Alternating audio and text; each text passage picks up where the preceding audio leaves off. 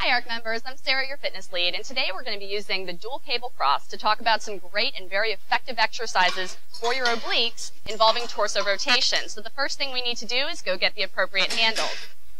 So the majority of our handles and our attachments are kept in a central location on the floor. So if you don't have the one that you're looking for, that's where you want to look first. You also want to make sure that you return whatever attachments you're using when you're done with them to this central location so they're easy for the next person to find. Today we're going to be using a basic handle.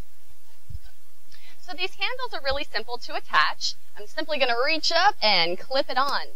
Next thing I need to do is move the arm of the cable cross down to the height that I'm going to be using it for the torso rotation exercise. The adjustment's right here, and I'm simply going to move it down to a level where I'm right about chest height with the handle. Obviously this will vary depending on how tall you are. I'm going to grab the handle with both hands, and I'm going to pull away from the arm so that I have a little bit of resistance on the cable. I'm setting my feet about shoulder width apart for a nice solid base of support, and I'm putting a nice soft bend in my knees. I never want to lock them out during this movement. So the first step is to perform an isometric contraction with the handle right in front of my lower chest, upper stomach area. I'm simply going to maintain this position in a static hold with my hip bones directed straight forward so that I'm resisting the weight coming from this cable that's wanting to pull me toward the arm of the machine. To increase the difficulty, I can simply extend my arms so that my elbows are straight and perform this same isometric hold in this extended position. Once I master an isometric hold in this position with no motion, I can start moving my hands toward my chest and away from my chest for a little bit more of a dynamic movement that's going to give me additional challenge on my obliques to help me keep this position with my core. Once I master that portion of the exercise, I can then start to rotate. Rotation is always going to occur through the upper portion of my back. So think about it from about the rib cage up. From this extended position, I'm going to rotate to each hip bone. So at about a 45-degree angle, and then across to the other hip bone, side to side. I still want to make sure my hips are directed straight forward. That way I'm not rotating through my lower back. And the range of motion is pretty small because we actually don't have a large amount of rotation available for the spine, even in that upper back area. When I'm finished, I'll simply allow that cable to go back toward the arm. If the weight was too heavy, you can simply lower the weight by moving the pin on the weight stack to something more appropriate for you. When you're ready to progress to a more challenging version of a torso rotation exercise, a chop is a great movement pattern. So to start the high to low chop, the cable's on the right-hand side, so I'm going to take a step out to get some resistance on the cable and stagger my stance so that my left leg is in front and my right leg is behind.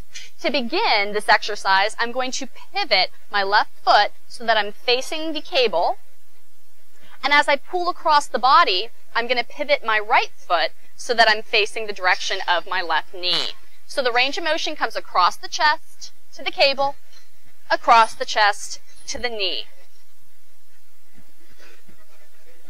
I'm making sure that my gaze and my head follow the cable at all times and that I'm pivoting my toes so that I'm rotating with the direction that the rest of my body is going in. Lastly, I'm going to inhale as I come back toward the cable arm and exhale as I pull across the body to my left knee. In order to adjust the cable so that I'm able to do a low to high chop, I'm going to have to pull the pin out and bring this arm back to a low position. So to perform the low to high chop, it's simply going to be the opposite range of motion. I'm going to be pulling from my feet, and I'm going to pull that cable across my body so that I'm over my left shoulder. So I'm going to take that same step out and stagger my stance with my left foot in front and my right foot behind. The cable's going to be grasped in both hands, and again, it's going to be starting down in a low position.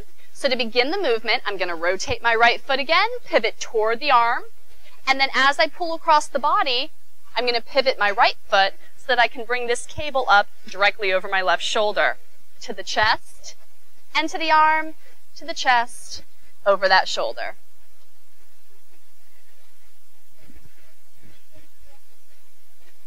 please make sure to perform all of the exercises that you just watched on the right side on the left side as well.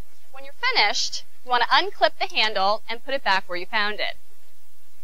So please remember, whenever you're performing any kind of torso rotation exercise, that while we do have some rotation range of motion in the spine, it's only in the upper back area of the spine, denoted by the rib cage. So you want to make sure that you're never rotating through that lumbar spine.